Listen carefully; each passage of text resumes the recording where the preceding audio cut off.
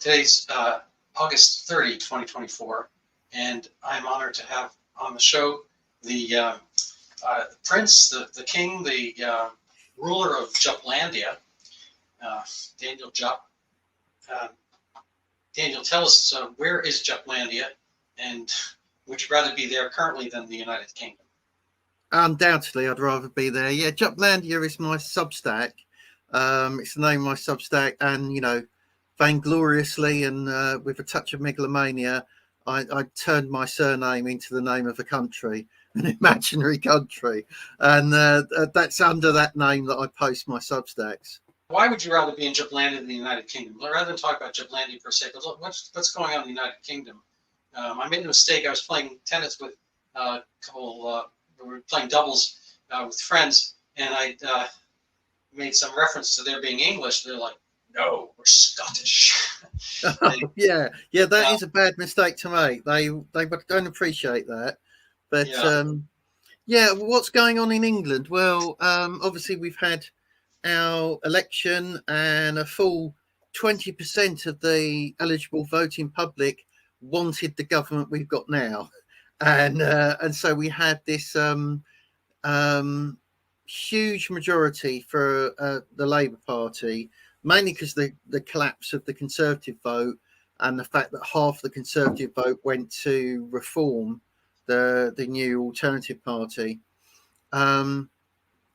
And what that's left us with is with this huge Labour majority that can do effectively whatever they wish for the next 5 years. And boy, have they started off at a pace doing whatever they wish, because we had a yet another incident of innocent people being harmed by either asylum seekers or second generation immigrants or immigrants. And we had 3 young children, very sadly, were murdered, stabbed in a place called Southport. And in response to that, we had what are classified by the mainstream media and by the government as far-right riots. Anyone who's actually looked into it knows that what that means is that finally, after 60 years of mass immigration and successive governments ignoring their feelings on it and increasing crime and danger on our streets, the working class white people in our country finally got to the point that people like Black Lives Matter get to a lot sooner, and created public disturbances. But if you've looked at online coverage of this, you'll have seen not the kind of coverage that's given by mainstream news. You'll have seen that virtually everyone that's been arrested, and we had a wave of arrests in response to this, and we had very draconian responses with up to 1,000 people now have been very quickly processed, very quickly charged, very quickly found guilty, and put away for very long sentences. And it's very similar to what happened with J6, because the government presentation of what happened and the mainstream media presentation of what happened is completely divorced from the reality. There were people who were shouting and swearing at the police. There was some property damage, but it was much smaller from the white working class than previous Black Lives Matter riots have been, or previous ethnic-based riots like the riots we had some years ago in response to the Duggan incident. So what we've been told is that that we've just had this terrible far right explosion, and the government clamped down on it, and that's all kind of fine and dandy, and we still live in a democracy. And really what the reality is that people have been arrested who've had no previous interaction with the police, no criminal record, never been involved in trouble or violence before. And those people have been arrested for things like social media posts and things they've said online, if those things have been against mass immigration, if those things have been against immigrants or asylum seekers, and if those things have been non-PC in nature. And, you know, many of these people are much closer to say, the grannies that entered the Capitol building and were then treated so badly by the Biden administration. You know, but what we're told is that they're all hardened far-right thugs. Our new hard left Prime Minister gave a series of, you know, stern declarations and public addresses in which he basically characterized anyone who opposes mass immigration as a Nazi, and, you know, justified the completely draconian responses from the courts and from the judges and from the police. Now, that clamped down the, you know, what violence there was. But if you've looked at online coverage, you saw that, for example, there were huge Muslim gangs involved, and they went through town centres, they terrorised anyone they found who was white, and they inflicted violence on several kind of white victims. There was no public address about that. There was no outcry about that. The media and the government carried on pretending that all of these gatherings, all of this disturbance was initiated by the far right, who were, of course, white. So, you know, there's been this kind of complete dishonest fabrication on the whole thing. And the closest analogy is to J6. You know, since then, we had, you know, this draconian response certainly calmed down the streets. But then we had the Notting Hill Carnival. The Notting Hill Carnival obviously is a celebration of black culture in the UK, supposedly. That always generates multiple arrests, multiple stabbings, multiple violent incidents, and it's described by our media and by our you know, new Prime Minister and everyone of his type as a kind of wonderful celebration of everything that makes Britain worthy and noble. There was actually more violence at the Notting Hill Carnival than there was at the Southport riots, but you'd never believe that following our media. You know, so the accusations that would come out since are that we now live in a system of two-tier policing, and we live in a system where if it's a protest by white people, especially white working class people, it will be treated to the full force of the law, and it will be, you know, there'll be police tactics like kettling, there'll be police charges against these people, and, you know, there'll be very quickly the kind of responses that we have never seen in response to groups like Black Lives Matter. Again, this is following the template established in the US, really, because, you know, when we had the months and months of rioting while President Trump was in power, from black protesters and from white leftist protesters, that was treated by the media and by the political establishment completely differently to the J6 events. So, you know, all of these things are basically the UK copying the US. But in the UK, of course, we don't have constitutional protections at all. So a hard left government that decides to be completely in favour of one group and completely against another group, especially when they have this huge majority that they've just gained and very little real opposition in Parliament, can effectively govern in different ways for different groups of people, which is what they're doing. It's sad and shocking. I saw some pictures of the Notting Hill Carnival. I might put them up a little bit. Is there any recourse? I mean, sometimes governments fall, but it doesn't sound like this one can, because they have what percentage of Parliament do they have under their I, belt? I think that's part of the problem, because we've only just had an election, so they're newly in. They've been in power 2 months. They're already disastrous, and in things like polling, we see that they're already a hated government, and quickly become a hated government within 2 months of being elected. And that's partly because, as I say, they were elected on just a tiny fragment of the overall vote. Double the number of people didn't vote at all as voted for the Labour Party.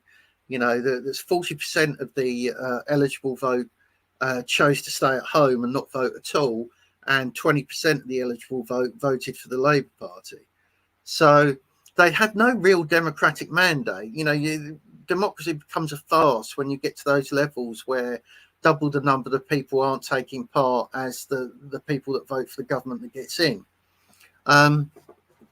So that's a problem, and it's a problem which they don't seem to worry about in the least, because they've got legally now 5 years where they can rule for 5 years without needing to call another election. And look at polling, their popularity has absolutely crashed in response to people seeing that there's this two-tier policing, seeing that the government that's got in is going to rule completely regardless of any kind of sense of justice or fairness. And Keir Starmer, the new Prime Minister's personal approval rating has dropped by 26 points in 2 months. So it's a massive crash in popularity, but that has no real effect for them because they don't care. And they've got 5 years to try and rig the system in time for the next election to get in, even if they're hated. And they've seen very effective rigging in the US.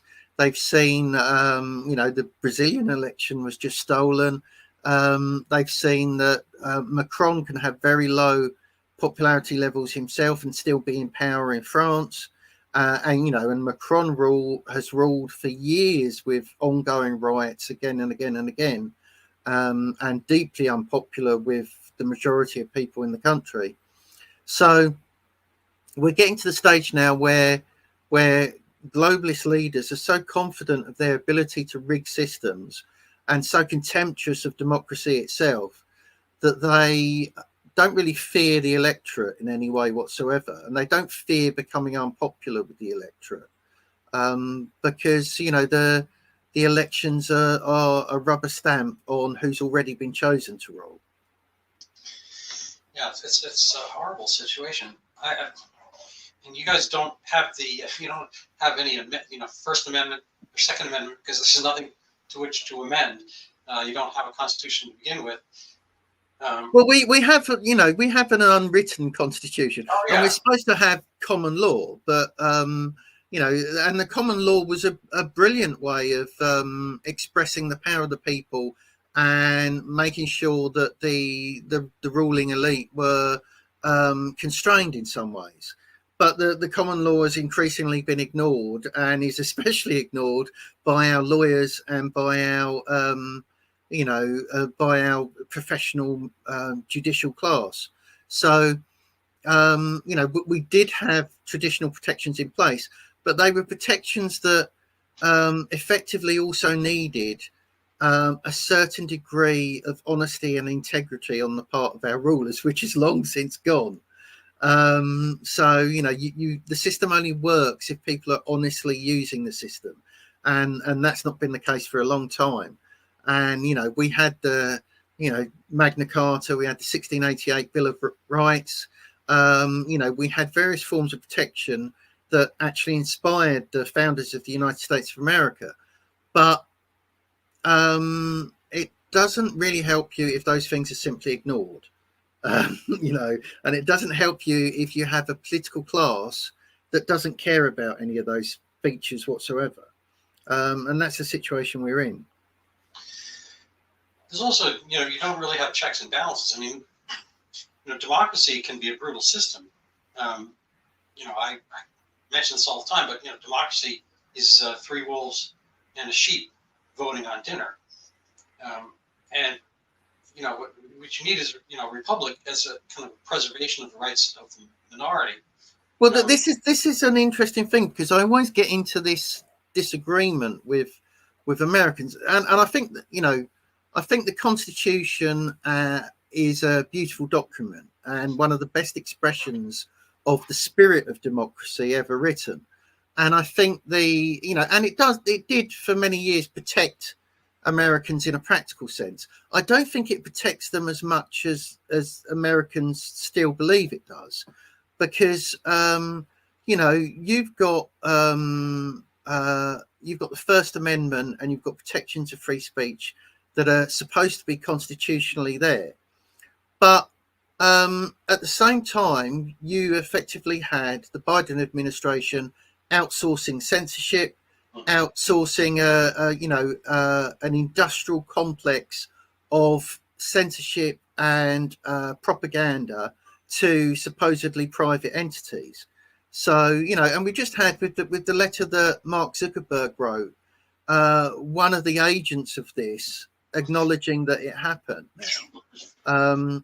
Mark Zuckerberg recently wrote a letter where he said, yes, the Biden administration applied pressure to Facebook.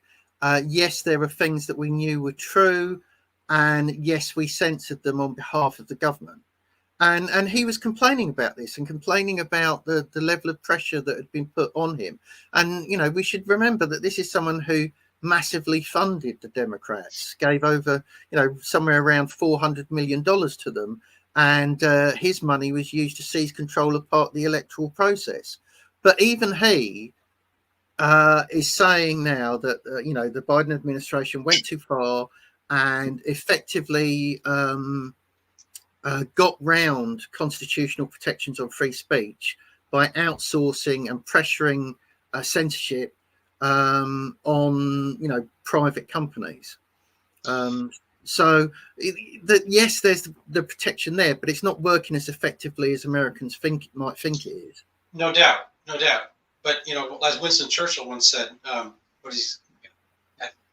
he's mentioned capitalism as the worst economic system on earth, except for all the others. Yeah. I think we might very well be, no offense to short people, but we might very well be the tallest dwarf.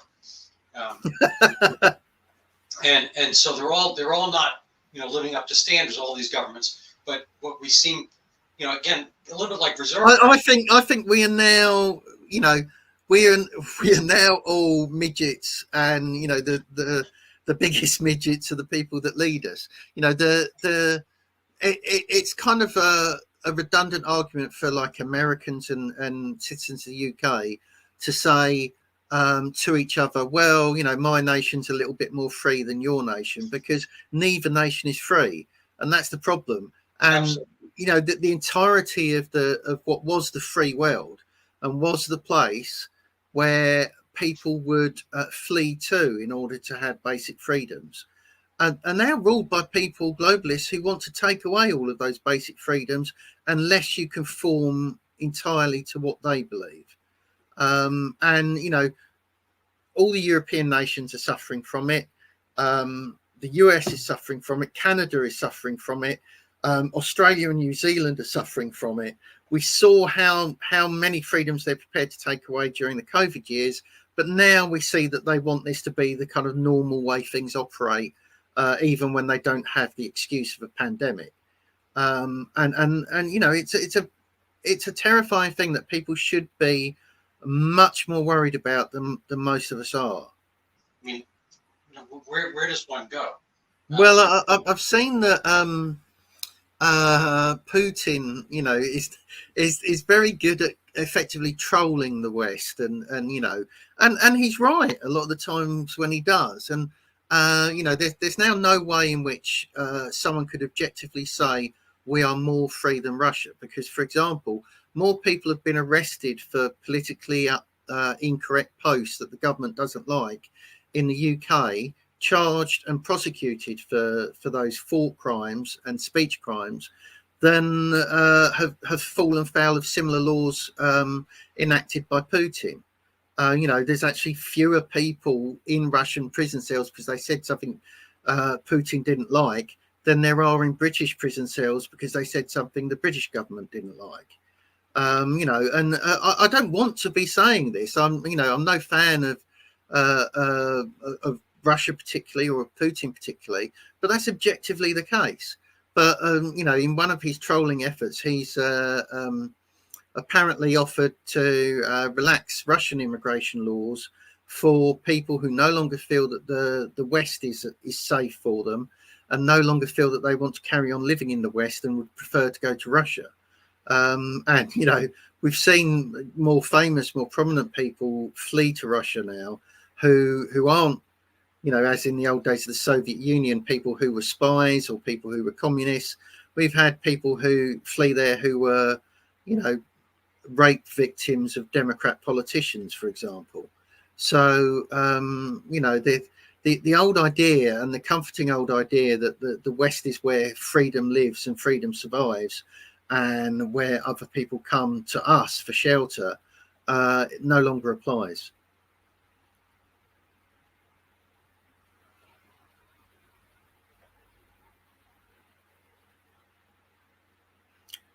I've heard that people are thinking about buying property, or many not just thinking, buying property in Hungary, for instance. But on the other hand, Viktor Orban, who's wanted to maintain Hungary for Hungarians, may be, I guess, open to that concept.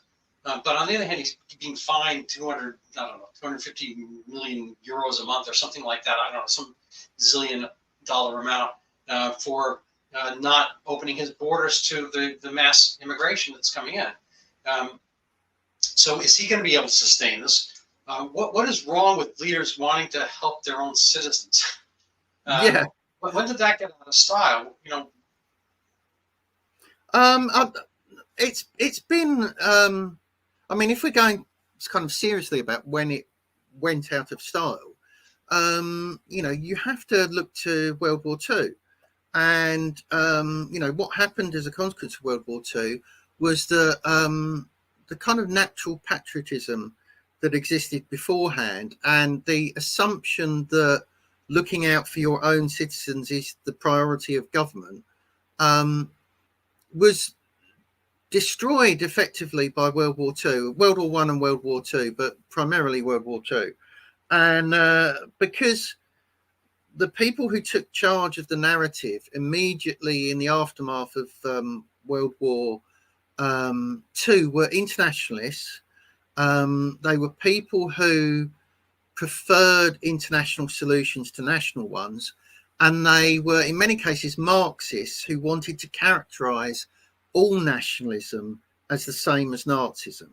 And the horrors of Nazism allowed them to do that, and people was kind of immediately forgot, under the kind of direction of Marxist historians in particular. People immediately forgot that it was nationalism that defeated Nazism. It wasn't it wasn't the League of Nations that defeated Nazism or transnational bodies that defeated Nazism. It was armies of men who today would be called far right, who were on the whole, conservative with a small c, very patriotic, going to war, prepared to fight and kill, to defend their nations and to, respond to aggression from another nation. Nationalism defeated Nazism. That's even the case with Russia and with communist nations, because, in order to motivate their people, in order to get them to fight, the communist Russians used nationalist rhetoric and nationalist imagery.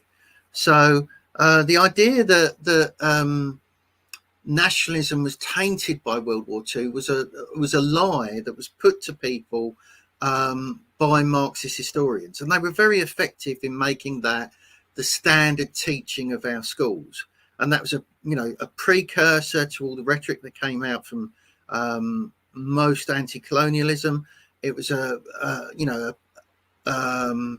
a precursor to things like critical race theory and cultural Marxist attitudes to Western history. And it was something that the Soviets were deliberately manipulating and advancing in order to, exploit divisions in the West and win the Cold War. Our educational establishment ran with it and, was soon dominated by leftists. So that's where a lot of the problem of why people think it's good to do so many things that are damaging to their own nations. That's where it derives from. So, question is, how do we undo that kind of horrible, miserable feeling of self, or is it end stage for Europe or Germans or whatever, at seeing themselves as that? Yeah, I mean, Germany's very odd, isn't it? Because they've had the kind of post-Nazi guilt, and they became, in many ways, the kind of wokest of the Europeans. And the Europeans are generally, more woke than many Americans or Brits have been. And they went all in for this kind of self-hatred, which you could understand given the legacy of Nazism. But for countries like Canada or the US or the UK or Australia, it's a lot odder that we've gone all in on self-hatred. But there are various reasons for it, and there are psychological reasons, there are economic and financial reasons as well. Psychologically, if you're saying that everyone in the past was worse than you, and it's only the people in your social circle at this particular time who are truly enlightened and truly get it, and are the original meaning of the term woke was they invented it themselves as more aware of social injustice, and you're inherently a better person than other people around you according to that ideology. And the way you manifest how good you are, the way you get that little thrill of feeling better than everyone else, which is like a dopamine hit to straight to the brain, is by hating your own people to an excessive degree. And this is what Orwell talked about in relation to the British intellectual class, 60, 70 years ago. And it's something that through the leftist control of education has been spread and broadened throughout society more generally. And it's a luxury belief, and it's also an identifying belief of the ruling class and the media class. Now, you have to assume that the Western world, there's nothing special about it. It wasn't better than other places before. It is, that there is this kind of cultural relativism, which will always allow you to point out the ills of the Western societies in the past, and concentrate on those exclusively, whilst never acknowledging that other cultures did the same thing. So, for example, the cultural Marxist interpretation of the history of slavery, and the fact that the abolishing slavery, especially as a kind of global enterprise and as a slave trade that functioned internationally, was a Western invention. But suddenly, supposedly, the West is supposed to take on the burden of not just the majority of the guilt, but exclusively the burden of guilt for the existence of slavery, which existed in all human societies in one form or another for millennia, including obviously all the non-white ones.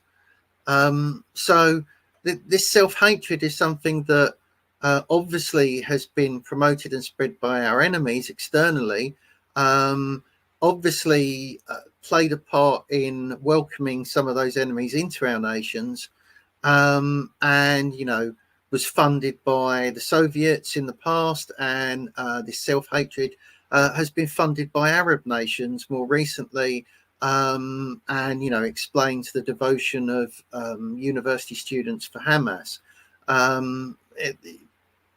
You follow the money, and people who want the West to fall have funded this stuff. The West had a psychological crisis following both world wars, no longer believed in itself, its leaders no longer believed in it, and it became a marker of being a better person, and certainly a marker to get into the ruling classes, to actually despise your own history and despise your own people. And unfortunately, that's the situation that the white working class or ordinary people in Western nations are now under, where for generations now their ruling class has been taught to hate them and hate their history, and to see no reason to protect them, and to actually work towards their amelioration or destruction.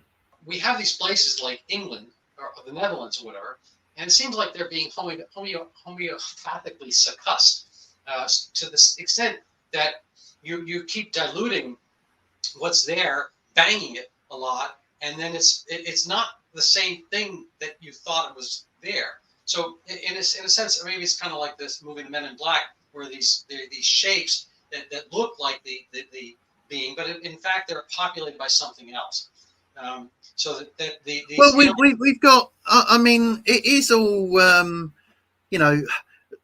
If it was a kind of homeopathic problem in that sense, the dilution of the original peoples of Western nations wouldn't be as big a threat as it is. It's not that tiny parts are being added to a solution. It's that huge parts are being added to a solution, which then changes it into an entirely different thing altogether. Yeah. So look, the basic fact is that no culture in history has had the levels of mass immigration that Western nations now are told that is normal and told that they should welcome. And I'm not really aware of many cultures where the ruling class has been enthusiastically pressing for the mass replacement of their own populace. That doesn't really happen. That normally happens. You get massive demographic change when people are brutally conquered by an external enemy, or you get massive demographic change over much longer periods of time. You don't get this kind of concentrated and deliberate change of populations from within, and conducted from its own leaders and supported by its own leaders.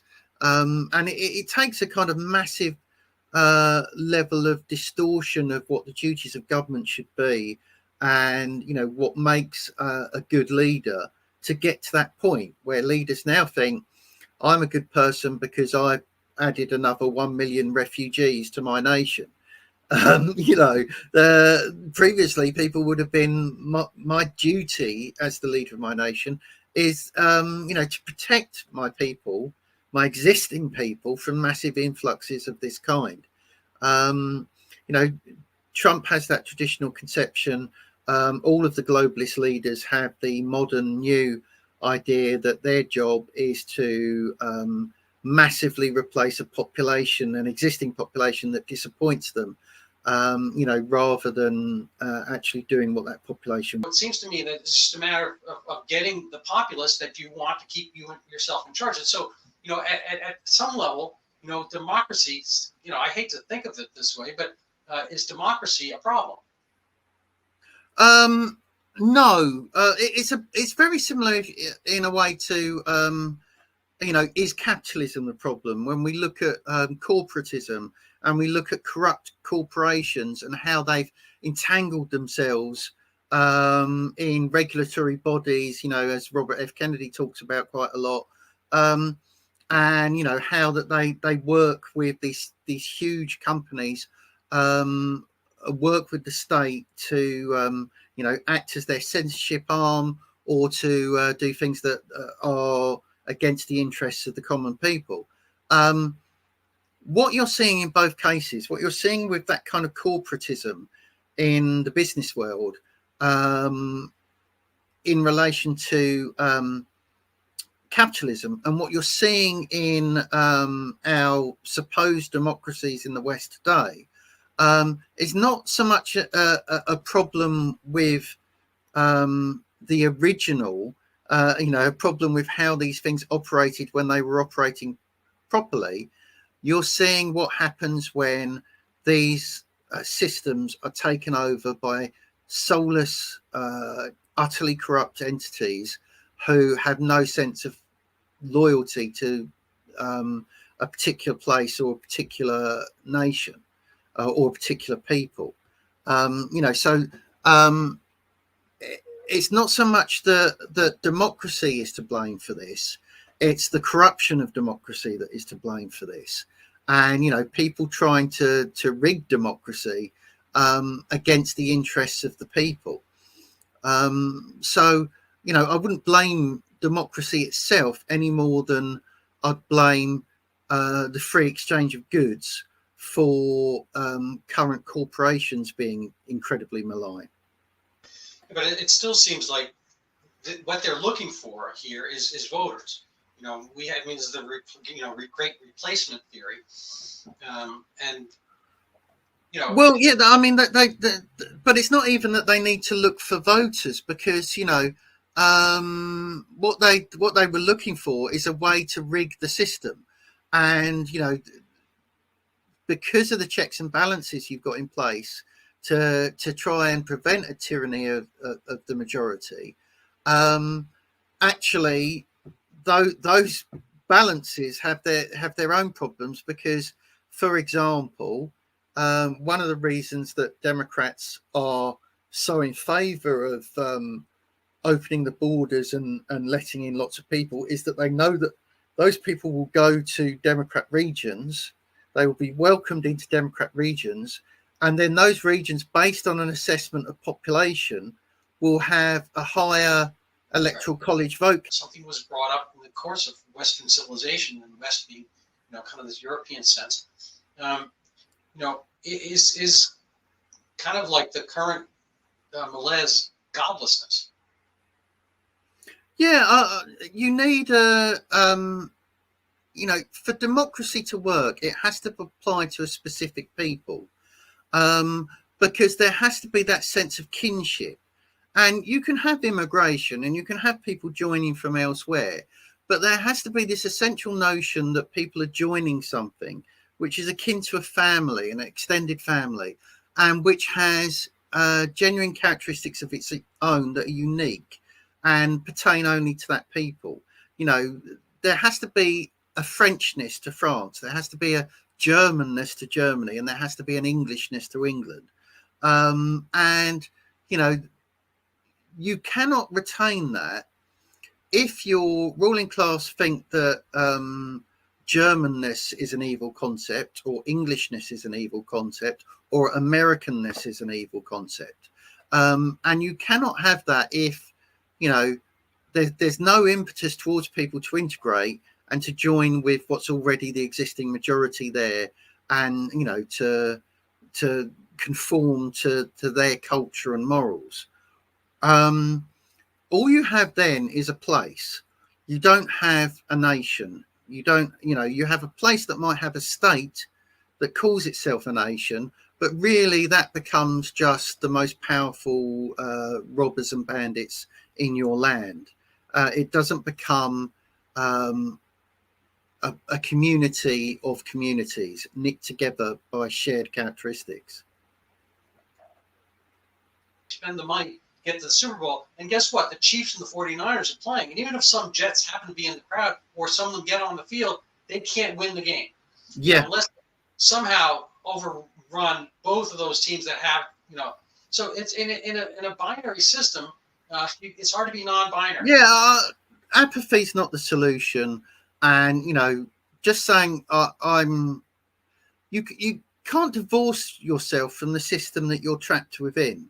You know, I can understand the instinct to retreat, and I can understand the disappointment with every side. And, you know, I went from being a regular Conservative voter to deciding that the Conservative Party was regularly betraying everything that was actually Conservative. So I could no longer vote for them. But I still voted, and I voted for reform. You have to either create or take part in something new if everything that is old betrays you. You know, just saying a pox on all their houses is a pathetic response, really. And, you know, although I can understand the kind of the things that lead to it, it's not going to save anyone. It's not going to help anyone. And, you know, voting might not save anyone or help anyone. But we do what we can. And, you know, speaking the truth might not save anyone, but we do what we can. You know, just complete abnegation of your own responsibility to be a social animal in the political system you live within is not going to improve anything for anyone. That's why I will still vote, even with the horrified perception that my vote is going to be meaningless. And I don't think I'm endorsing a corrupt system when I vote. And I think probably people who say don't do anything are doing more harm than people who say, well, try that. It probably won't work. Leaving, you know, the frying pan going into the fire, you know, you have 5 years of Keir Starmer, it seems, or his replacement. Can you survive? You as a well, my answer to that, we might not survive. We might not survive 5 years of Keir Starmer. America might not survive another, you know, Kamala being elected. And, you know, there are instances where clearly an alternative vote is a wasted vote. If you're, you know, voting for, I know libertarians, you know, I sympathise with a lot of their positions. But if you're voting for a candidate that's going to get 2% of the vote overall, you're not going to go anywhere. So for a very long time, people in Britain were kind of voting for the Conservatives as the lesser of two evils. But what that meant is that we had years and years and years where we could have protected ourselves from what Starmer is doing now, and we didn't. And, you know, if you look at the tyrannical measures that Keir Starmer has been putting in, he has been arresting people for social media posts. Well, the legislation that allows him to do that was brought in under the last Conservative government, the Online Harms Act. So, you know, you cannot vote for either one of those in those circumstances. So, you know, I don't believe in apathy, but I don't believe in continually voting for one of the two main parties simply because you think they're the only ones that can get in. You know, you've got to do something different to both of those responses. But, you know, would you vote for Mitt Romney? I would find it very difficult to vote for Mitt Romney. That's the trick. So Charlie Baker was up, and I've got some, you know, kind of purist conservative friends, you know, who can't vote for Mitt Romney when he was running for governor and or president and whatnot. And the question is, you know, against Obama, you know, Mitt Romney, again, it's a Super Bowl. You know, you vote for the Chiefs, you know, you root for the Chiefs, you root for the 49ers. You don't get to root for the Jets and expect anything other than one of those other two teams to win. And so Charlie Baker and Mitt Romney, you know, Mitt Romney running against Obama is a better choice. Mitt Romney running against, I forget, you know. But it's the same. It's the same as the Conservatives in the UK. What you get is exactly the same stuff you get under the, you know, the thing you're afraid of, but a little bit slower. There's not much practical difference. Mitt Romney would have done, you know, would have done many of the things that Obama did. I understand, but at least the Conservatives have a chance of listening to you. They have a chance of being chagrined and you know, use the word Reform Party, reforming themselves and absorbing the Reform Party. They could make a coalition with Reform. Had things gone a little bit differently, say, and you have this parliamentary system, and let's say everyone got 33, 30%, whatever, of the total number of seats, and then theoretically, conservatives ally with reform rather than, that would be the natural pairing. Yeah. There's, but if you look at what we've had this new Labour government come in, and the Tories lost a lot of seats to Reform, and Reform were the ones selling themselves as more populist and as more conservative with a small c, and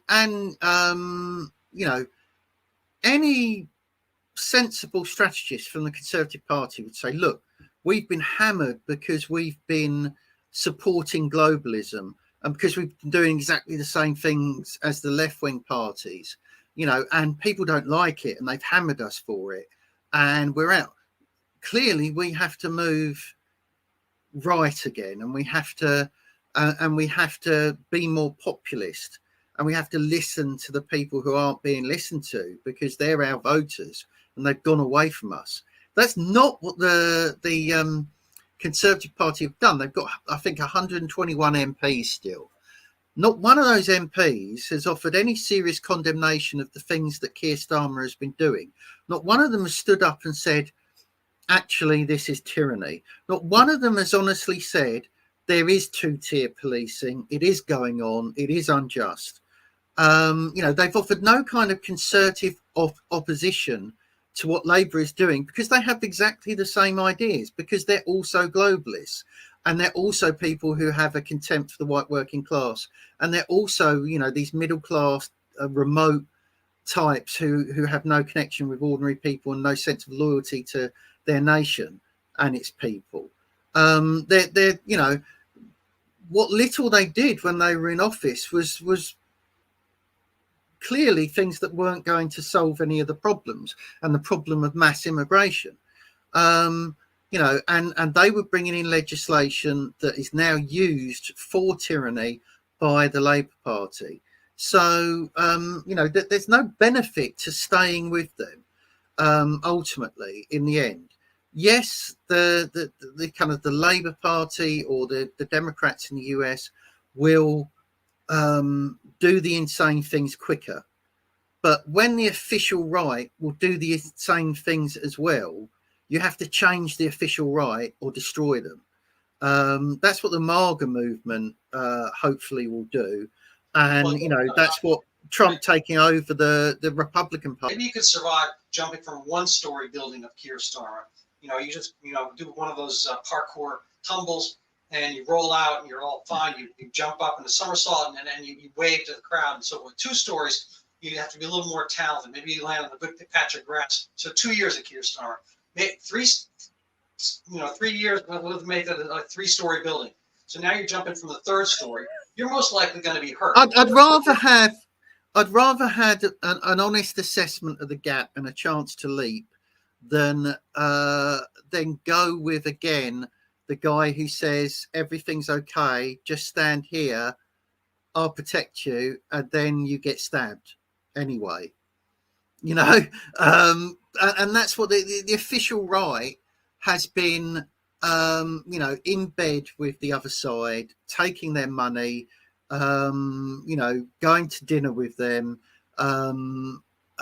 playing golf with them, involved in the same social circles. The official right sold out, and they sold out a long time ago, and they're either scared or they're bought or both. And there comes a breaking point where you can't go with them anymore, even though it's the lesser of 2 evils. And the advantage that America has, the beauty that America has, is that Trump got himself inside the Republican Party. So one of the 2 main parties, and the MAGA movement got inside the Republican Party, and effectively, has tried to force it to be Republican again, and tried to force it to care about its nation and care about saving its nation. That gives Americans more options than Brits have at the moment. But if there's nothing like that, if there's nothing like that kind of populist infiltration of a right that's betrayed its voters in your official party of the right, then you have to go to a new party. Yeah. I think the other thing, though, is, again, we have this, sort of tricameral system with the justice, legislative, and the executive branches, and you are more unicameral as the parliament. You have, this bit of a upper house of lords, and you have a bit of monarchy and so forth, but just call it parliament, prime minister. That's it. And our Congress, which is, I guess, most nearly similar to your parliament, the lower house is every 2 years. So there's always going to be a kind of a greater responsiveness to the popular will. So if, let's say, Obama gets elected, or when he got elected in 2008, he can kind of carry on like Keir Starmer does for 2 years, and then 2010 he gets a huge, slap down. The same thing happened to Bill Clinton. He wanted to do Obamacare, it was Hillary Care at the time, and then he got slapped down by Newt Gingrich's what we call it, Promise to America. I forget the name of it. And so that's 2 years later. You get that kind of slap down. You have to kind of move to the middle, and you have to listen to the Well, there's an argument that says that, and I can see that argument, and I can see it making sense. But Imperial Rome had elections every year. The tribunes were elected every year. So they had much more frequent elections than us. Were they more democratic than Western nations 20 years ago? Of course not. Were they more free? Was the Roman citizen more free than a Western national citizen 20 years ago? Of course not. So frequency of election can help in that removal of the tainted and cleansing of corruption. But if you don't have inalienable rights of the people, if you don't have those being defended and those existing and some system for enforcing those, then your frequency of elections doesn't matter. So yes, it would be more helpful if Keir Starmer had only 3 years before he had to face election again. But it's not a guarantee that the system will work. The parliamentary system, I think, has a huge flaw. The United States has kind of more federalist system, so the states have more rights reserved to them, and we also have this kind of more division of power. And so sometimes things are feckless and misguided, federally and so forth. But it doesn't quite have the overreach that I think we see in some of the parliamentary systems. Yeah, see, I mean, they're again, I don't like to get into a kind of pissing contest of who has the most tyranny, but look at the J6 protesters and what was done to them. Look at the fact that the mother of a slain protester can be arrested in the United States of America, supposedly the home of the free, for holding a candlelit vigil for her slain daughter, and no one will ever face, by the look of it, punishment for that murder. Yeah. Yes, I'm not dismissing constitutional protections. I'm not saying that the system of checks and balances isn't a good thing. I'm saying it's already been broken. The Constitution is already ignored.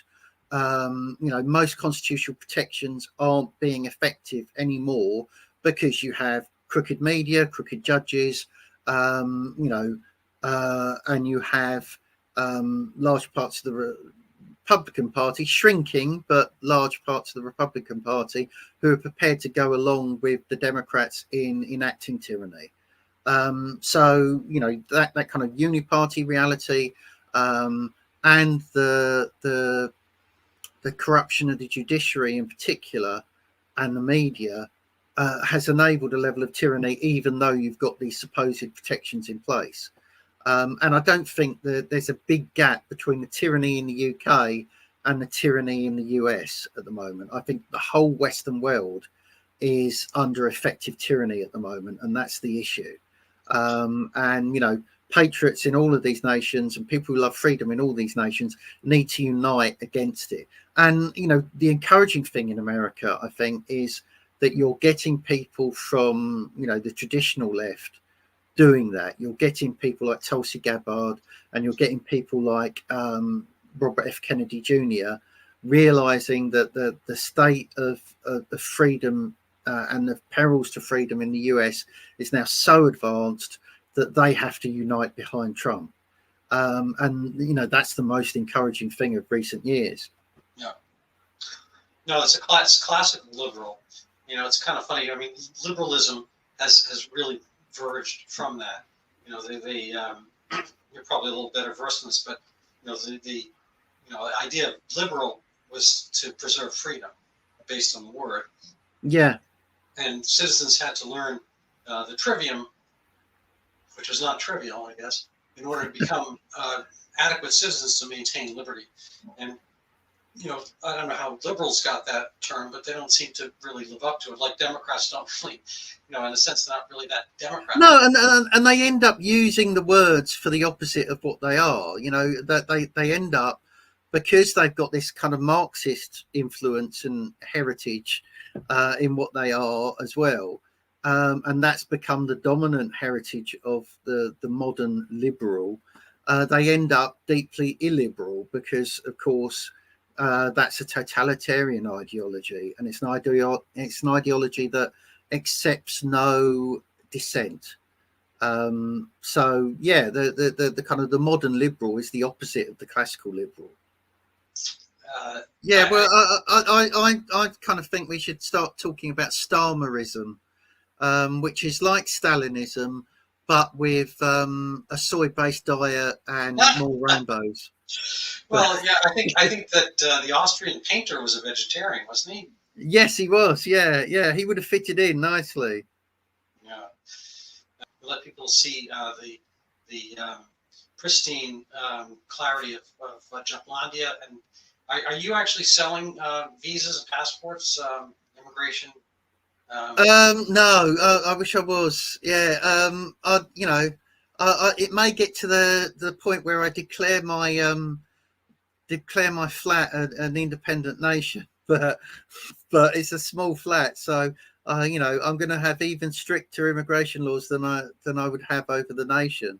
Yeah. But yeah, so I saw this clip of a guy going around the UK to one of these refugee rallies, pro-refugee rallies, and he's like, all right, can I sign you up to take in one of the refugees at your home? Yeah, I've seen that. I rent, and it's like the ones who want to. Well, I own my place, but it's small. Yeah. Not one of them. He couldn't find one of them that was willing to actually take a refugee. Funny that, isn't it? It is crazy.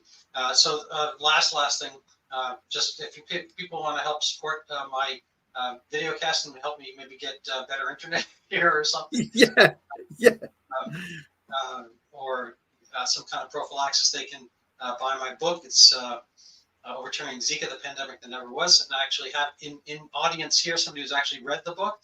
And we have a screenplay we have not managed to launch. I want to talk maybe offline about that.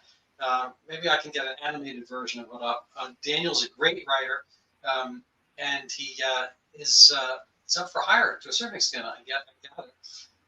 But people should read Jutlandia. Yes, I'm the oldest cliche there is, an impoverished writer, So well, they don't always stay that way. I mean, writers, ask George Martin and Stephen King.